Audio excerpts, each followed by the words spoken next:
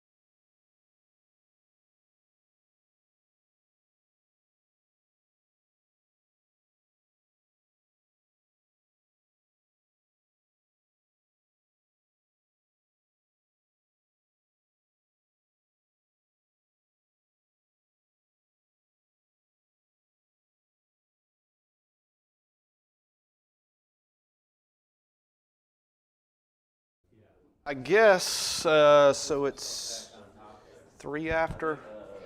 Let's go ahead and we'll pray it up and go ahead and about to get started. Scott, would you open us up in prayer? Yes, sir. Let's do that. Precious Heavenly Father, thank you for this day. Thank you for the opportunity to gather together in your name. And please bless us with a good word from Gary.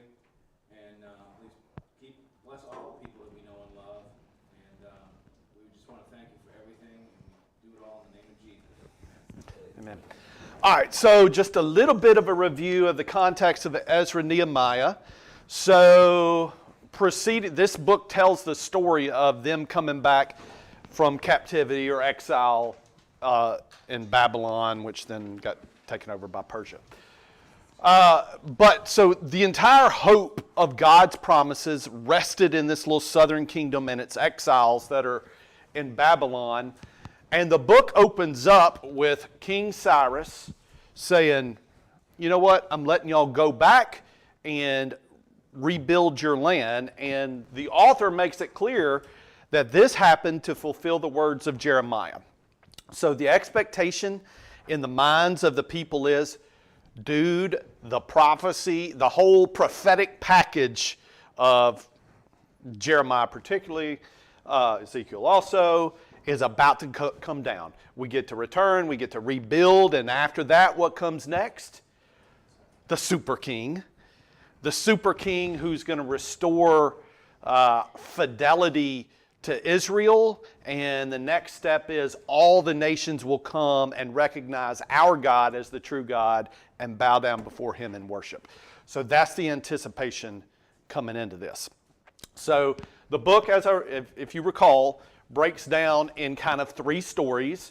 The story primarily, the primary actor is Zerubbabel, but the restoration of the temple and the Jewish calendar, how they ordered their life.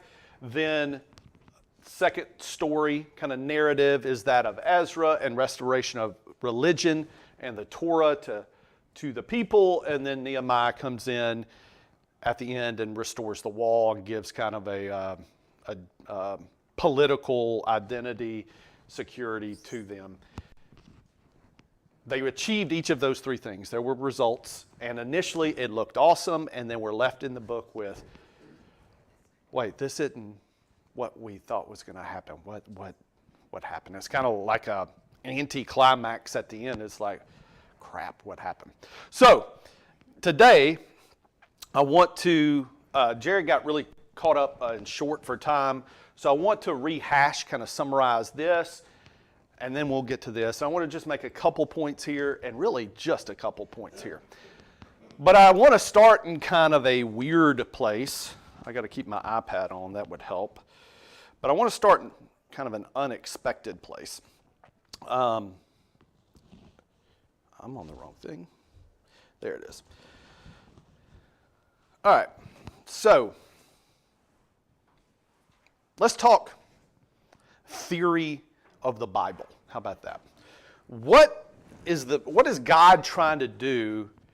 What is he communicating through the Bible? What's the story he's telling?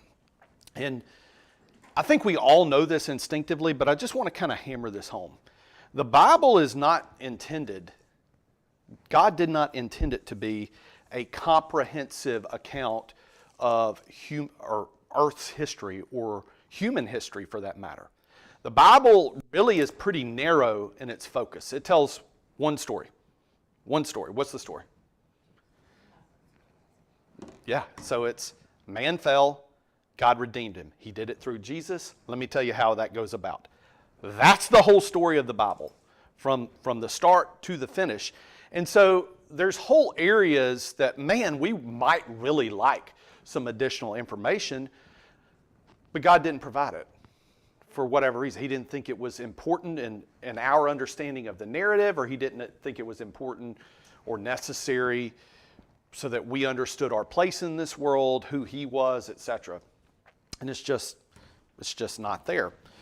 So I'll give you maybe an example. Like, y'all know the story of Jonah, right? So Jonah, he's kicking it along there in Israel, and what does God tell him to do? What? Go to Nineveh. Why Nineveh? They needed it. What?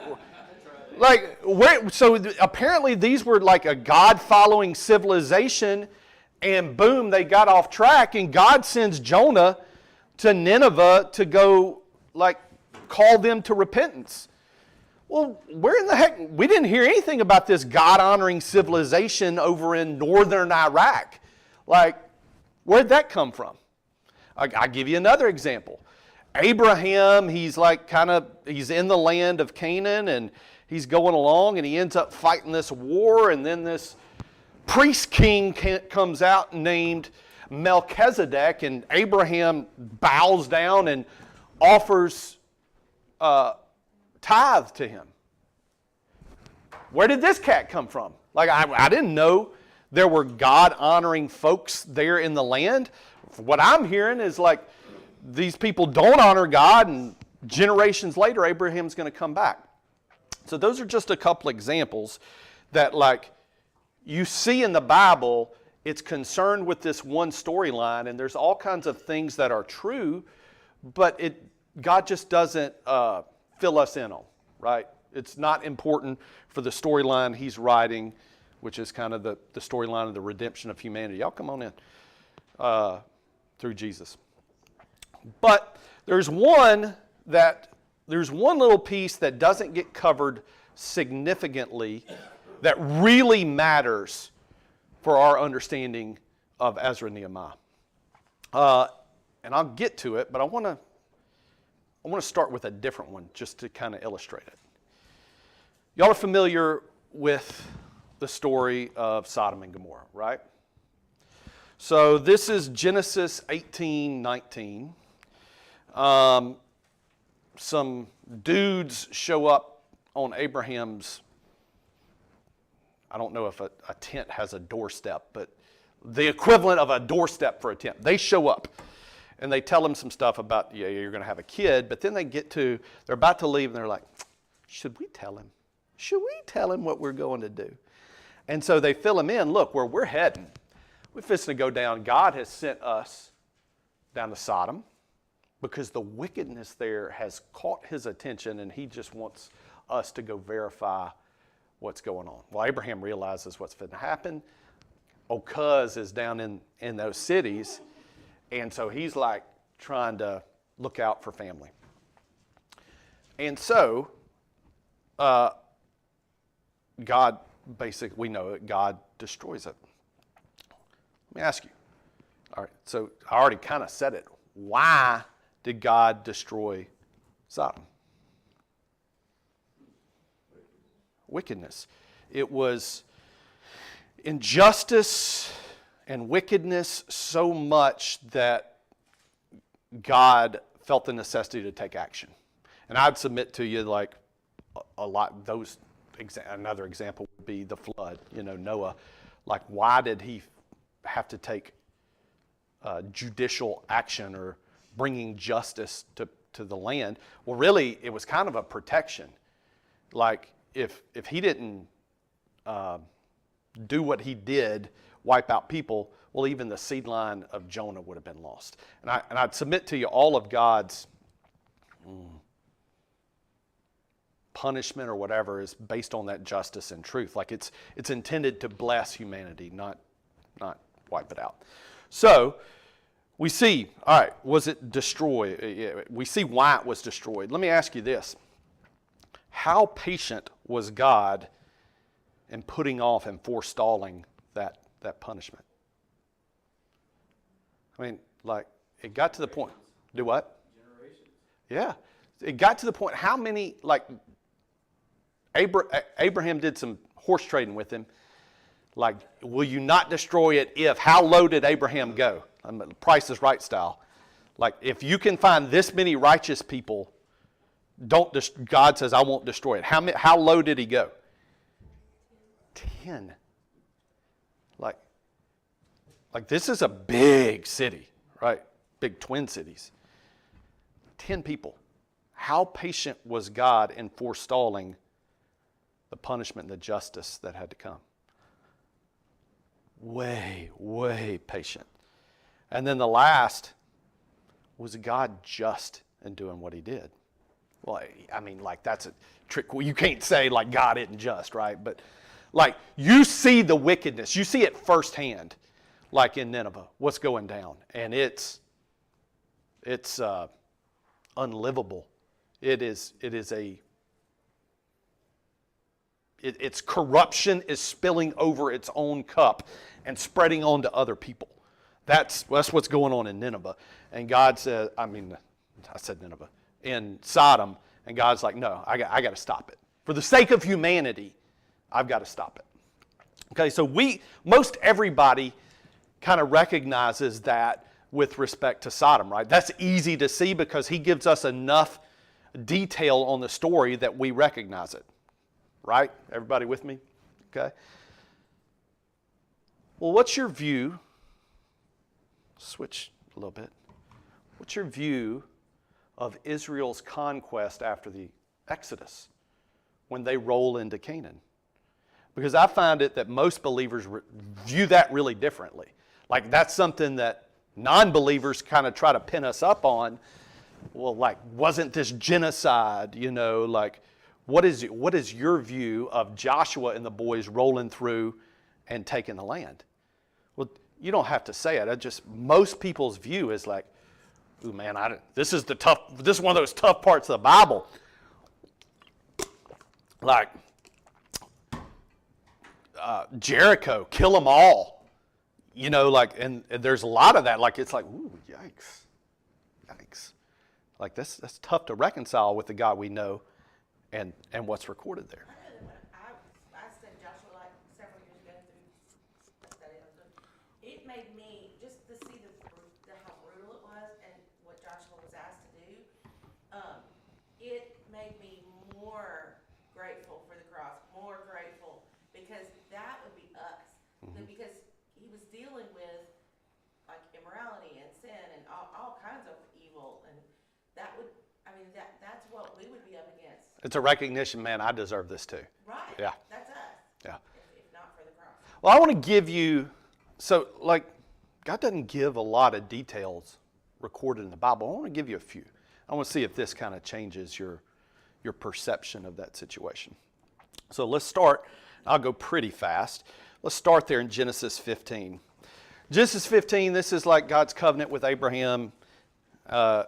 You know, in the early part, you're going to have kids and you're going to bless the world and all that kind of stuff. But jump down, Genesis 15, verse 12. As the sun was setting, Abram fell into a deep sleep, and a thick, dreadful darkness came over him. The Lord said to him, "Know for certain that for 400 years your descendants will be strangers in a country not their own, and that they will be enslaved and mistreated there. But I will punish the nation they serve as slaves, and afterward they will come out with great possessions. You, however, will go to your ancestors in peace and be buried at a good old age."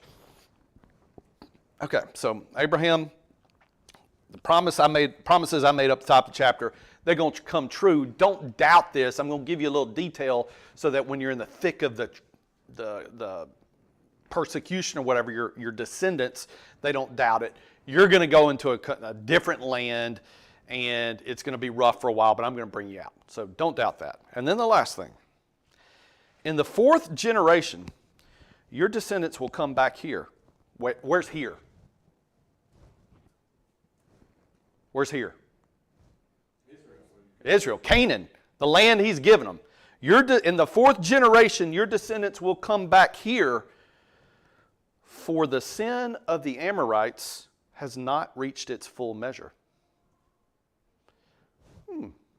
Put that in your hum box. Let's think about that. Jump over to Leviticus 18. I'm trying to give you a kind of a flavor of what's going on there. Leviticus 18. We'll be, I'm going to jump around a little bit, but we'll start in verse 1. The Lord said to Moses, "Speak to the Israelites and say to them, I am the Lord your God. You must not do as they do in Egypt, where you used to live. And you must not do as they do in the land of Canaan, where I'm bringing you." Okay, so he's talking about y'all don't be doing what the people who live in the land I'm giving you, what they're doing. Y'all don't do that. Okay? Do not follow their practices. Then he goes, it's a long list of don't do these sexual sins like they're doing. Most of it's don't commit incest. Jump down to verse 21. What's going on? What are they doing that he tells Israel not to do? Verse 21. Do not give any of your children to be sacrificed to Moloch, for you must not profane the name of the Lord your God, the name of your God, I'm the Lord. 22, do not have sexual relations with a man as one does with a woman, that's detestable. Verse 23, do not have sexual relations with an animal and defile yourself. Jump 24, do not defile yourselves in any of these ways, because this is how the nations that I am going to drive out before you became defiled. 25. Even the land was defiled, so that I punished it for its sin, and the land vomited out its inhabitants. But you must keep my decrees and my laws. Now this is a curious thing. This next verse. He just talked about how bad those people were, right? And what all the stuff that they were doing that he didn't want Israel to be doing. Verse 26 there, the native born and the foreigners residing among you must not do any of these detestable things. What is God contemplating there? Yeah, you're gonna take these people out, and they're gonna flee from you. I'm giving you the land, but what's God contemplating? It's not just gonna be y'all. There's gonna be others coming in. Now, my deal is, I'm pushing them out because they do these detestable practices, right? But there are gonna be foreigners living among you that convert and become God worshipers. They can't do that stuff either. God's contemplating a time when outsiders will be incorporated into Israel, right? You see that? Leviticus 20. Jump to Leviticus 20.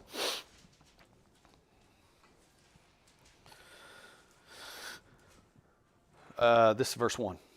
The Lord said to Moses, say to the Israelites, any Israelite or any foreigner residing in Israel who sacrifices any of his children to Molech is to be put to death. The members of the community are to stone him. I myself will set my face against him and will cut him off from his people. Okay, again, like this is the practices that are going on there.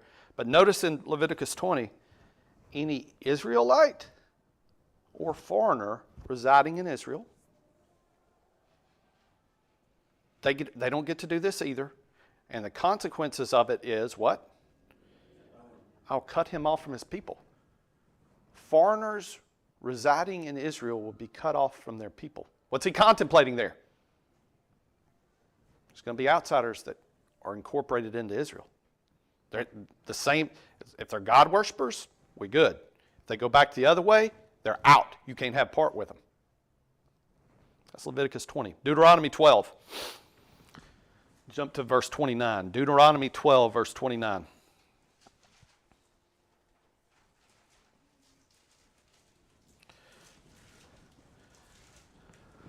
The Lord your God will cut off before you the nations you are about to invade and dispossess.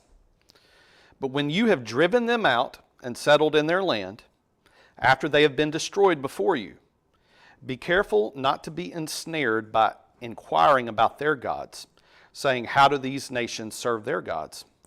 We will do the same. You must not worship the Lord your God in their way, because in worshiping their gods, they do all kinds of detestable things the Lord hates.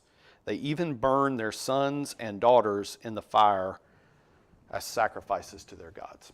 Okay.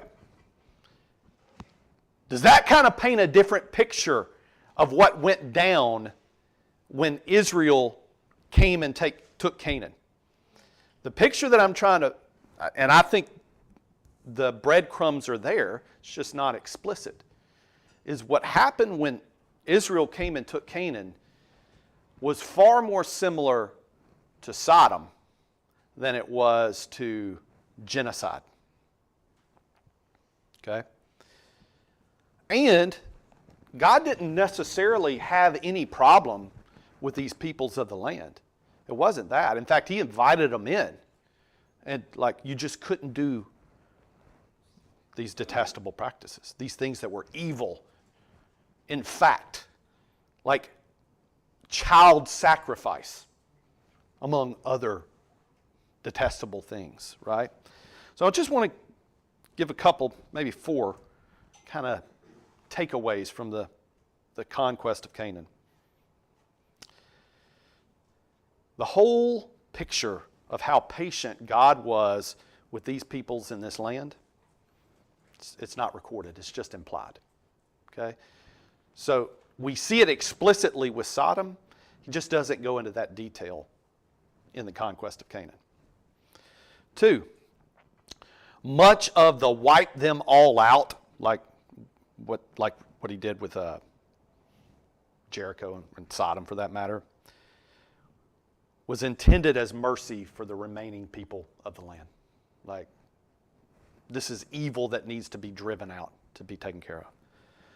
3, once word hit the area about Israel and what they were doing, lots and lots of battles were avoided because the people of the land realized, man, this is a powerful bunch and God is with them, and they hightailed it. So there were some initial battles, but a lot of them were avoided because the people are like, I got to get out. I got to get out. And 4, and this one I want y'all to just, I think everybody knew it, but God always contemplated and intended for foreigners to come in and be incorporated into Israel. As long as they purged themselves of the sinful practices that they came from and followed God's way, they would be part and parcel of Israel. And we see that. All right. So that's a backdrop that I think is really important as we get into especially these 2 sections here. So. And it's something that from the Garden of Eden, even to now, it's all about choices. Yeah. You know, all those folks made bad choices. Enough of them later had to wipe them out. Oh, and look, God was present in all those peoples. You think all of them descended from Jonah, right? And we see these little pop-up, just drop-ins in the Bible of like God believers, and you're like, where did they come from? You know, for instance, where did Moses find his wife? What was his father-in-law? A priest of the Lord. Like, where'd that come from? Well, because there were lots of God followers. We're recording the story of Israel because it's the seed line of Jesus. Nineveh, I've already talked about that. An area of God believers that rebelled against God. He sent a prophet to call them to repentance. Melchizedek, that's another. I mean, my point is, there's lots of God believers in the Old Testament that aren't recorded. Now, Israel really was privileged because they were given this. They had a community with structure that sought to follow God, but there were God believers everywhere. Mm-hmm. I like how you brought up justice here because a lot of times it's easy to look at the God of the Old Testament as like mean, angry God that is a wrathful God going to punish people. Mm-hmm. But like what you were saying here is their evil, the evil that they were doing was oppressing someone else. Mm-hmm. And so in Sodom, it's the same, and I don't know off the top of my head the Hebrew for it, but when God's wrath or judgment is coming upon Sodom, it's in response to this outcry for justice. Mm-hmm. And in Ezekiel, it talks about Sodom. Their bellies are filled, they have everything they need, but they are neglecting the poor and the needy. Mm-hmm. And the same phrasing that's used there about the outcry from Sodom is what's used when Cain murders his brother, and the blood cries out to God. And so there's this wrath, but the wrath is always connected to his wrath is coming because somebody needs rescued. Mm-hmm. Somebody needs justice. And I think it's important to remember too, like, sin and evil is hungry. It's all encompassing. So like if you have one area in a society or in an individual where you see is like rampant sin, you can be assured that all levels of life are marred by sin. So like in Sodom, the first example that we see is sexual sin, right? And like gang rape and all that kind of stuff. And then we get the background. Oh, no. Throughout all of society, there is injustice in every way. It's corrupted top to bottom, holistically. And it's the same way, like God's the same way. Like sin's going to vie for all of you, and God's going to vie for all of you. And like there's not a middle ground. Like it's seeking you holistically. But anyway, all right. So let's get into, I want to review, let's see what time here. Yeah, 30 minutes. All right. So I want to go back through, and I want to give a summary, kind of a quick summary, 1 through 6, and just make a couple points. So to give the structure. All right, so I'm going to break it down. We're going to tell the whole story. Ezra 1 through 6. Cyrus, we beat this ad nauseum. Cyrus authorizes them to return to Israel. Next section that gives them the list of all the loot they get to go back, reminiscent of Exodus. The list of the 42,000 who get to go back or who are going back, and all of those who are priests. Then they make a free will offering to fund the temple, reminiscent of the original temple and tabernacle. 1 through 6, the altar, they get there, the altar gets built, and it's rebuilt. Then the temple starts getting rebuilt, following the exact pattern given to Moses. And this is interesting. So this is like a fast forward here, 1 through 3, about half of it. Is that half of 3 or is that all of 3? All of 3. It's a fast forward of the whole story. Then he's going to do the Paul Harvey thing. I'm going to give you the breakdown of the whole story. Now I'm going to give you the rest of the story, what was going on behind the scenes. So basically, Cyrus lets them leave. They get there. They rebuild the altar. They rebuild the temple. And then the result of rebuilding the temple was elders, the old people who remember Solomon's temple, weep. Why? Because it stinks in comparison, at least in their mind. It's a shadow of Solomon's temple's glory. Shadow. So now he's like, here's the whole story. Here's the narrative of the whole story. Now then, let me give you the story behind the story. The Paul Harvey, the rest of the story. So there we go. So what was the opposition that they faced that they then overcame? Locals, natives, probably a mixed crew of both non-exile Israelites and those that were displaced from the northern kingdom when it got conquered. Okay, definitely some of those that were displaced from the northern kingdom when it got conquered. They come to these Israelites who are rebuilding the temple, and they're like, y'all, we want to help. Let us help. Help you, help me, help me, help you. Help me, help you. That's what they're saying. They're like, we want to be involved in this. Involved how? It doesn't say. I would presume, like, let us do some work. Let us give some money. We want to be involved in this. This is our temple too. Zerubbabel says, heck to the no-no. Not going to do it. No, you will have no part in rebuilding this temple. And so what's their reaction? Forget you, dude. Enemies are created. 4:6.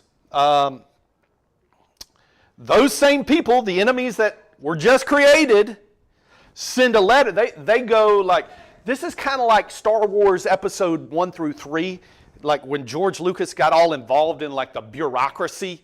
Nobody was watching. They were watching Star Wars for sword fights, and then Lucas jumps in with a story of political intrigue. That's what's going on here. So they like, let's use the bureaucratic government to our favor. So they're mad. You rebuffed us. We're going to make your life hard. They sent a letter back to Persia. There's a new king there now. They tattletale saying, hey, this bunch, they've always been a problem, and this is what they're doing. You ought to shut it down. So the new king, Artaxerxes, checks out the history, says, yep, these are people who are always troublemakers, didn't want to pay taxes. Stop building the temple. The prophets Haggai and Zechariah step in and say, Israel, finish the job. Go ahead and build the temple.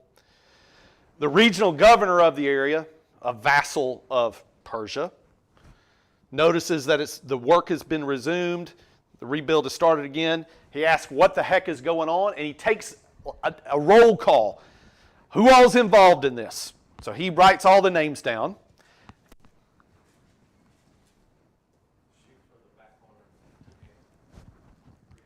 There we go. So the letter gets there, and is a new king again. The regional governor sends the letter to King Darius, advising of what is happening, that Israel, the people who are rebuilding this, they claim that former king, two kings back, Cyrus, authorized that they could do this. And the regional governor says, hey, maybe check this out and you tell us what to do. Darius checks it out. Their claims end up being valid. Darius gives the go-ahead to finish the work. Middle of 6 there, temple gets finished and dedicated. And then right at the end, Israel celebrates Passover. with both first wave returnees and the natives who had separated themselves from local practice. All right. Just a couple principles I want to walk through, or lessons that maybe we can learn from this. We saw something a lot, and 1 through 6, we kind of get little glimpses of it. It becomes really apparent in 7 through 10.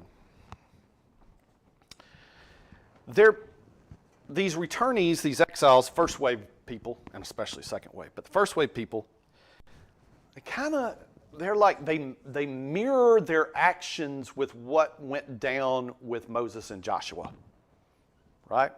They're seeking not just to be faithful to God and his stewards, but kind of a return to the old ways, to the glory of Israel.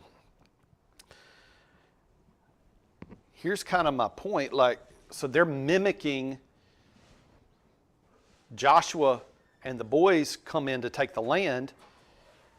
They drive them all out, right? They drive all the people, they just destroy Jericho. Then the remainder of the campaign, they drive the people out. They don't let the people, the natives, have any part in their new nation. Well, what about this bunch from Babylon? Did God ever tell them to do that? They're so, my perspective here, they're so caught up in trying to mirror themselves, position themselves as the new Exodus, that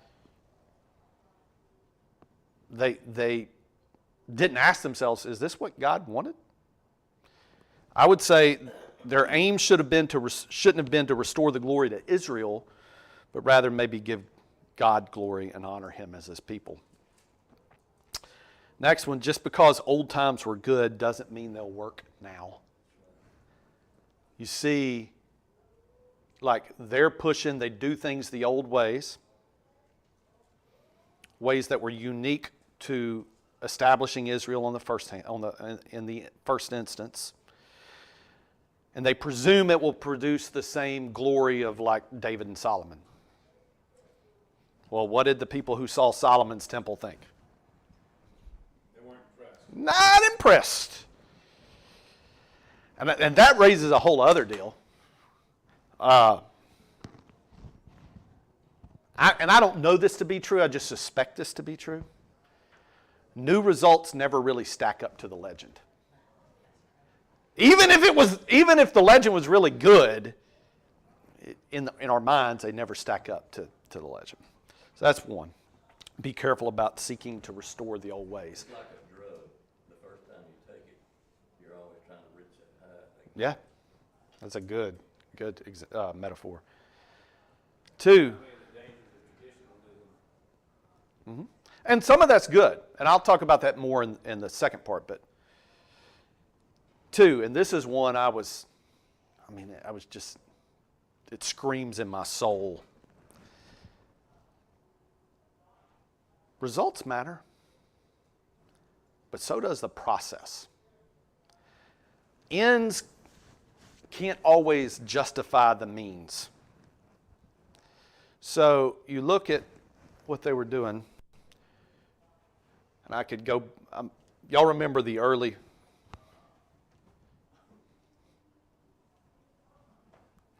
that's not the button I pushed. There we go.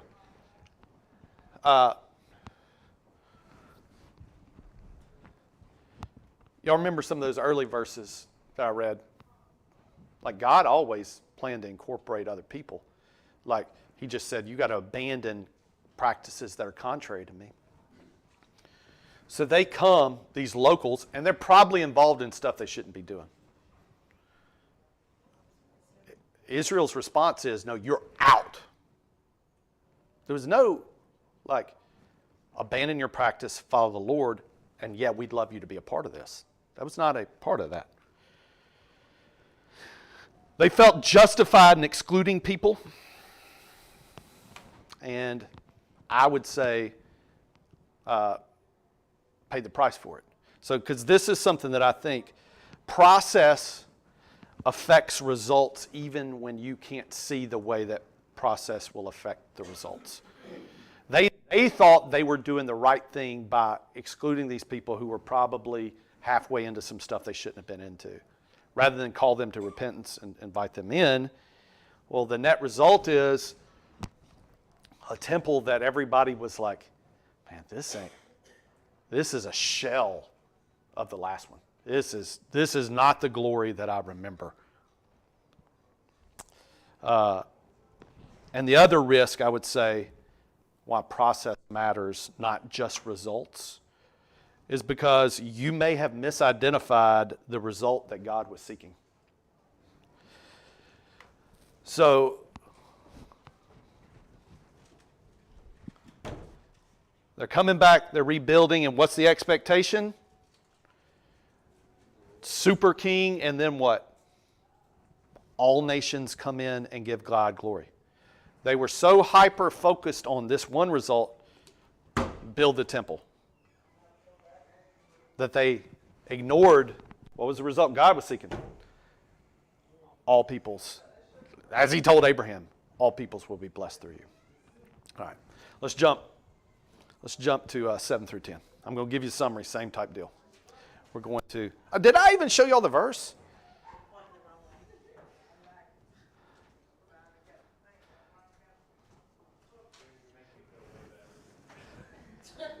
I didn't even show you. So this is I meant to show y'all this. This is where the enemies of Judah are created. They're like, we want in.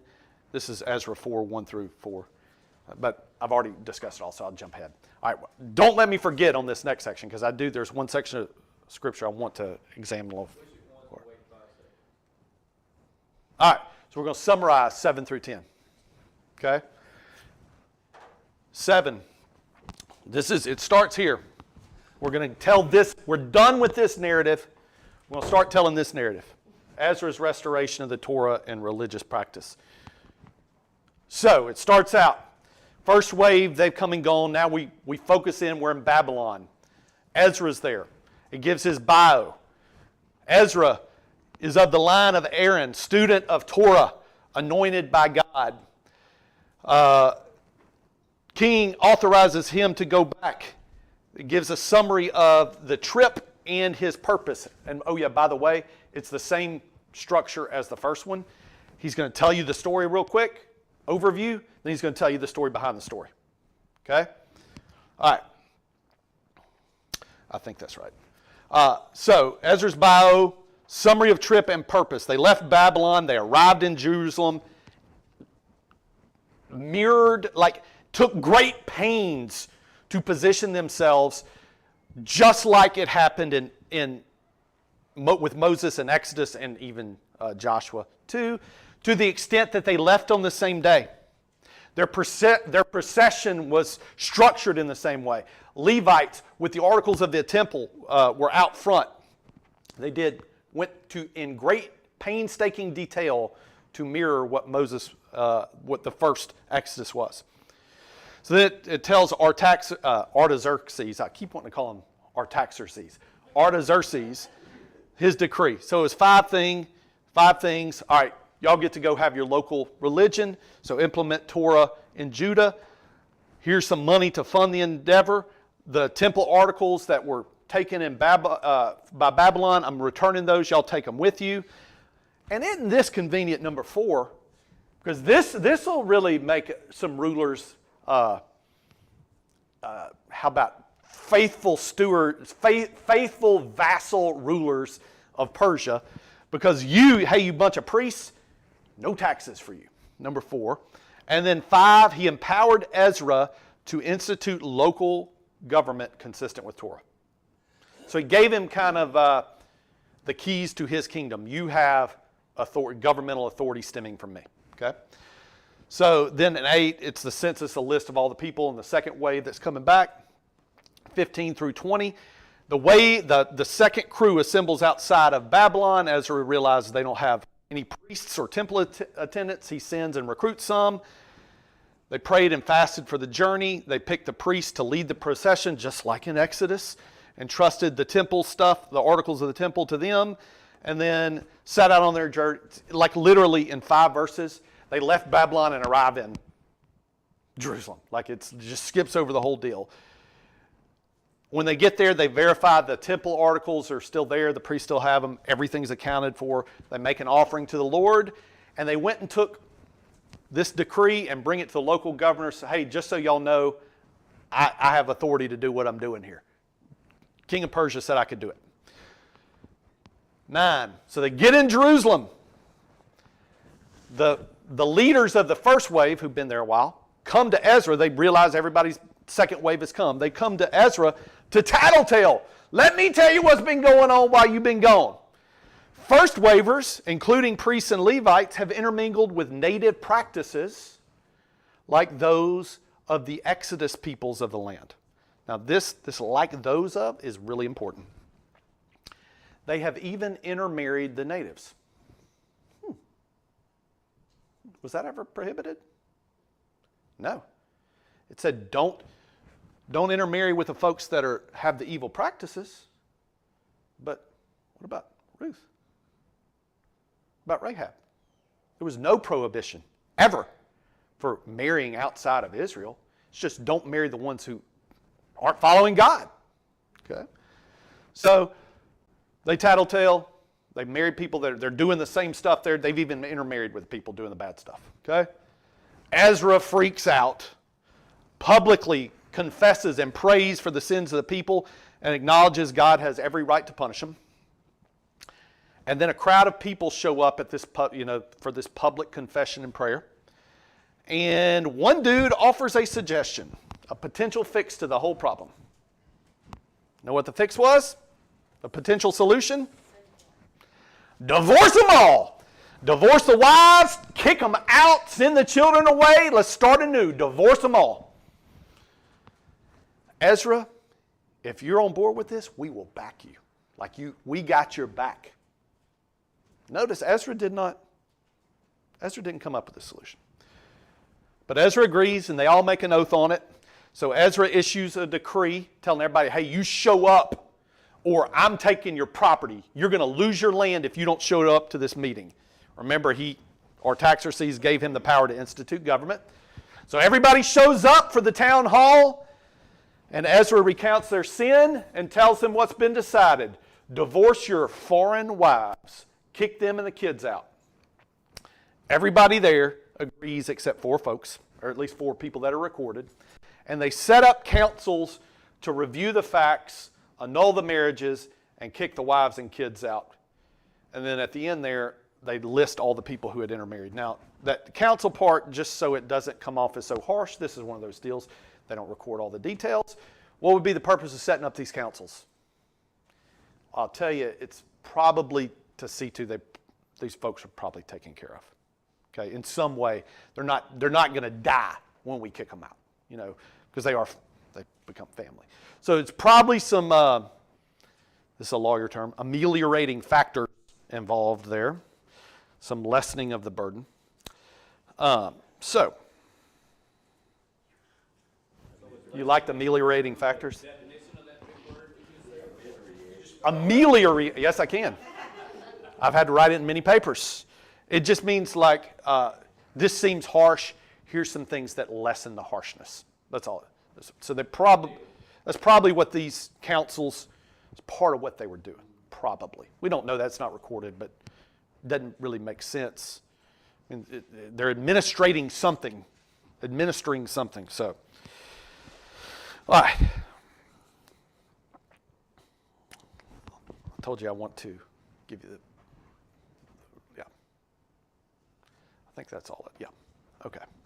Ezra 9 and 10 is where we're going to focus a little bit. Okay? Let's read this. This is verse 1. This is when the town hall, it's before. Ezra is publicly repenting and confessing the sins of the people, right? The leaders came to me, and said, the people of Israel, including the priests and the Levites, have not kept themselves separate from the neighboring peoples with their detestable practices. Okay? So that they have, at this point, identified the correct problem, right? They've intermingled culturally and familially with people who are practicing false religions. Okay? Then he says, like those of thee. Canaanites, Hittites, Perizzites, you know who these people are? These are the people of the land that Joshua and the boys kicked out in the first conquest. Okay? What they're saying is, our situation is just like that Moses and Joshua faced. And God said, kill them all, drive them all out. Shouldn't be mixing. But this isn't. That was peculiar for that one situation. This isn't that.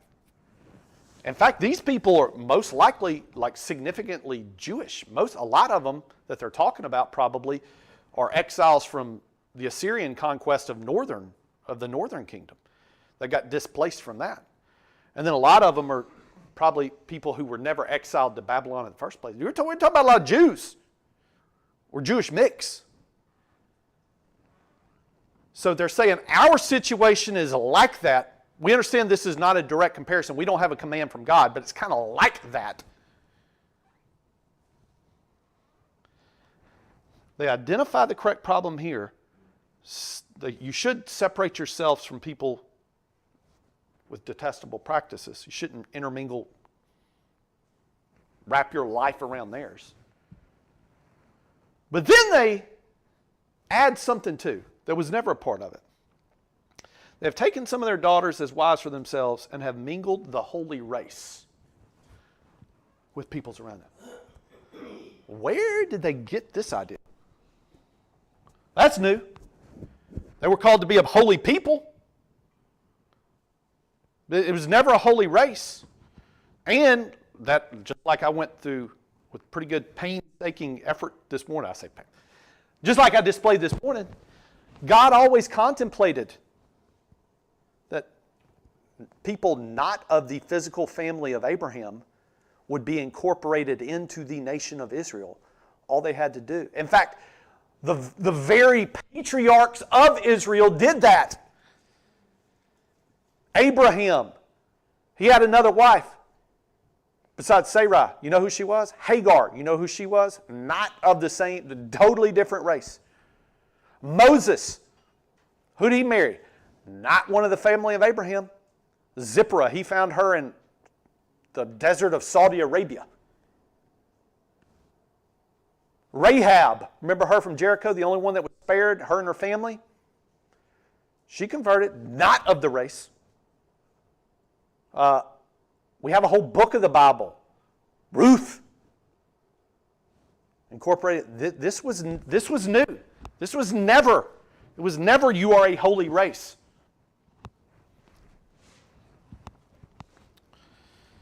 Zechariah in this time was actually preaching to them too that the all people message, like that was part of it. Whenever he would have been a prophet while all this was happening. All right. That would happen. I got to try to wrap this up. It's 9:53 in 2 minutes, so I'll make my points quick. It's a lot of the same stuff from 1 through 6. They mimicked Moses in the first Exodus in excruciating detail. Time their journey to mimic Moses. Make Levites lead the temple implements, just like in the wilderness. They had support from the Persian treasury, just like from Egypt. They took a 3-day rest upon arrival, mimics Joshua. Appoints leaders to administer justice, just like Moses. These are good things in their proper context. Look back to how God has been faithful to us in our past. Let's even do some things that make us physically remember that. But you got to be careful that doesn't take priority over what God's actually telling you to do. So that's one. It's kind of be cautious of the old ways. The old ways and honoring those can be very good. I think it was good for them. I think they went further. The problem, they had it diagnosed here correctly, and then they added to. The solution, I don't know if I can.